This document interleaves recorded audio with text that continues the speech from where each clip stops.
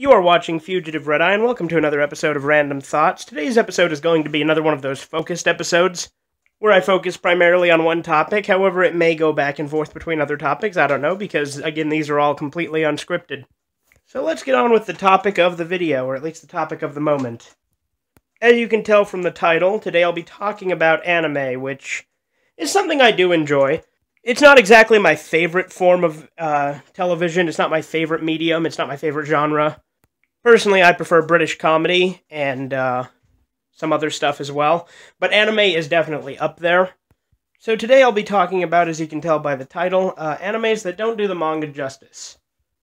Now, if you don't know what a manga is, that's just a fancy schmancy way of saying comic book in Japan. Normally they're serialized in monthly magazines before being compiled into graphic novel-type booklets. And the vast majority of anime are adapted from these mangas. There's some exceptions, others being adapted from horror novels, which later became mangas, so technically still adapted from a manga, but still. Then there's some where the anime comes before the manga, or other stuff as well. There's all sorts of things, but today I will be focusing on animes that are based on mangas. And all of these series are actually really good series, they just don't do the manga justice. I've noticed it's kind of a trend, an alarming trend at that, for an anime to get a first season of about 12 episodes, based on roughly the first half or first quarter of the manga, depending on how long the manga is or if it's ongoing. Then after that 12-episode first season, that's usually the end of it. No continuations, nothing. However, sometimes they are followed up by a second season that has little to nothing to do with the manga, which usually turns out okay, but not as good as it could. I think probably the biggest example of this is Dead Man Wonderland. The show is 13 episodes long and ends on a cliffhanger. It ends roughly halfway through the manga, and has no satisfying ending, which is a shame because it's one of the best modern animes in my opinion. Dead Man Wonderland never got a second season. I'll go into some that did in a moment, because for whatever reason it was actually unpopular in Japan, which I don't get. It's fucking great. Another problem with Dead Man Wonderland is the censorship. In the US, there's no way to get it fully uncensored. The only thing that's uncensored about their quote-unquote uncensored Blu-ray and DVDs are the language, but only on the English track. When I actually bought it and tried to watch it because I was excited to see it uncensored, I watch it in Japanese because the English dub is appalling, and it's still censored. But that's beside the point. I've read through the entire manga, and it has a very good ending, and is very good all after the stuff that happens prior to that. The only thing that I think maybe declines slightly is the character of Mockingbird when you find out more about him. Because frankly, I found the more mysterious he was, the more of an interesting character he was. But regardless, that's the only part I didn't like about the later stuff. Dead Man Wonderland is a series about like this prison. It's like an amusement park where the inmates fight for their lives in these crazy-ass death traps. And the manga has a lot more to it. I mean, there's even whole characters that are completely cut out, but I think with some adaptation, they could easily fix that with the anime. Point is, this show really deserves a second season, because what we end up with at the end just leaves you wanting more and disappointed. If you have seen the show, I do recommend you read the manga, because it has a much more satisfying ending and goes on for about twice as much time. But enough about Dead Man Wonderland, let's talk about another series that I absolutely love. Elfin Lead. Elfin Lead has a satisfying ending to a point, even, with the anime. Even though, again, it only adapts the first half of the manga. Elfin Lead itself actually chose a good way to end the anime series, even though I think they should continue it. But again, with Elfin Lead, if you've seen the show but haven't read the manga, it's impossible to get any physical copies in English, so unless you either speak Japanese or German, you're stuck with the online readers. And I really do hope we get an English release of the manga, because I'd buy that shit right away. But regardless, it goes on considerably longer and has a lot of other stuff that happens that... There's a couple parts that are a bit iffy, to be honest, but again, a much more satisfying and kind of a mindfuck ending. But yeah, as I said, I absolutely love Elfin Lead. It's my favorite anime, to be honest. Another good example, probably the one that got it the worst, was Violent Jack. Created by Go Nagi, a pioneer in the anime industry because he invented not only mecha, which I don't really like, but he also kind of invented ecchi, which again I don't really like. There's no substance to either one. But the series I do like of his is Devilman, which is related to Violence Jack in a lot of ways. I won't exactly say how related, because that would be spoilery. But if you watch it, they only released 3 OVAs, not even an animated series completely. They got a full animated series of Devilman, as well as 3 OVAs, with only 2 of them being released here for some weird reason. But with Violence Jack, they were all released here, yes. There's censored and uncensored versions out there, and they're pretty fucking graphic. In fact, the OVAs, as far as I've read, are even more gruesome and brutal than the manga, even though the manga can be pretty brutal at times.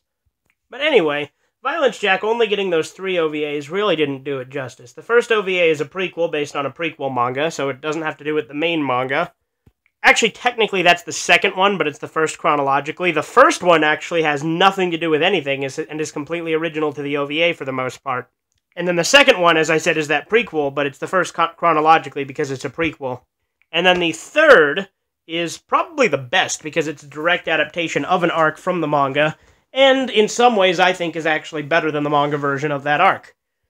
But it never even got a full series, and I don't think a lot of people gave it a chance because they think it's nothing but gore and sex and stuff, but it's really not. It's really good, actually. Yes, it's gory, and yes, it's fucked up, but it has kind of a Fist of the North Star vibe, even though the manga came out before Fist of the North Star. Thematically, it's actually pretty similar. Anyway, on to the whole second season stuff I was talking about. Psycho-Pass is a good example, even though I don't think Psycho-Pass had a manga originally. I think it was just an anime first. But the second season feels like one of those direct-to-anime sequels, even though the whole thing was just originally an anime. Psycho-Pass is a really good series, and I definitely recommend you check it out. It doesn't have a manga, so it's kind of unrelated to what I'm talking about.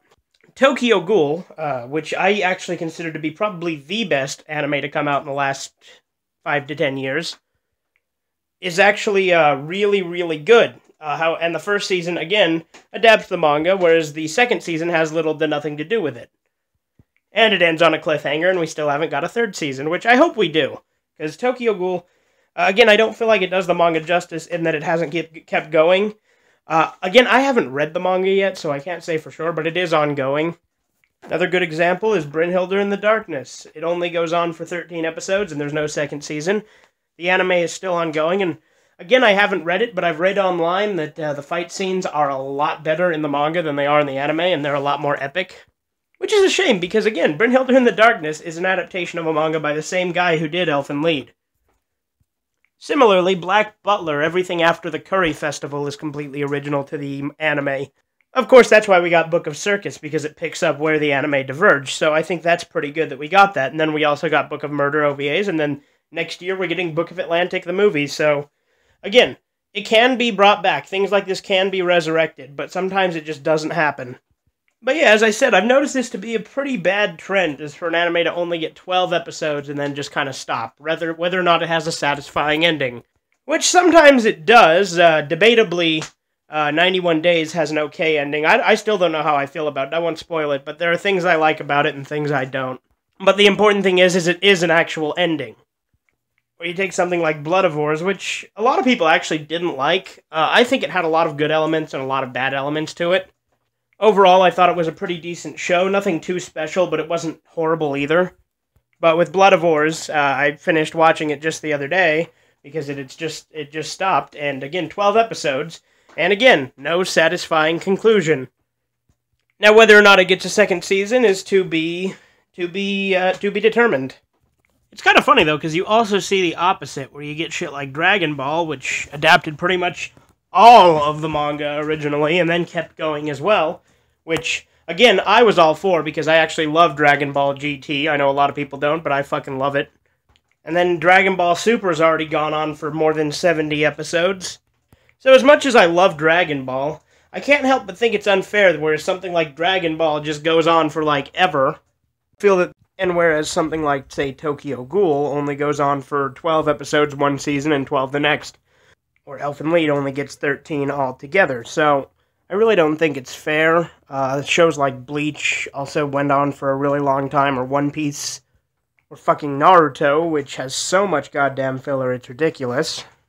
I do feel that this trend is becoming too popular and getting a 12 to 13 episode series and then just ending it. Or on occasion getting a second season that has nothing to do with the original source material. And while there are a lot of other really, really shitty trends out there, such as all the schoolgirl shit and fan service and what have you, this is the one I really mainly wanted to talk about. I obviously also dislike things like I said, too much fan service or no point. And then you get a series that just, I think, tries to put too much into one series, kind of like Bloodivores. And like I said before, sometimes 12 episodes can work really well, or 13 episodes, whatever. And also, like I said, not all anime is adapted from manga. There's various different source materials, or sometimes they are the source material. But at the end of the day, this is all, of course, just my opinion, and frankly, I think I'm probably not alone in this. As far as manga goes, I don't read a ton of manga. I've only read like maybe 8 altogether, whereas I've seen considerably more animes, which I care not to admit the exact number, because for one, I don't know it, for two, it's really high. If it's a series that I feel deserves more exploring, then I read the manga, and sometimes that comes out with the manga being a lot better and a lot longer. Another good example of this is Gantz. I know I'm kind of rambling on here. I will end this soon. I just kind of want to get this one last bit off. Gantz kind of dragged in some parts of the manga, but overall the manga was a lot better and had a better ending, even though it's kind of anticlimactic. I won't spoil it because, people should read it, and I won't spoil how the anime ends either, because they end completely differently. But I definitely think if people are disappointed with the ending of an anime series, sometimes checking out the manga can help. Anyway, that's just my 2 cents on the matter, and this has been Fugitive Red Eye. Let me know in the comments below if there's anything else that you think that I missed out, or anything you want to add to the conversation, or just let me know your thoughts if you want. I don't fucking care, you don't have to. But other than that, this has been Fugitive Red Eye, and you have a great day.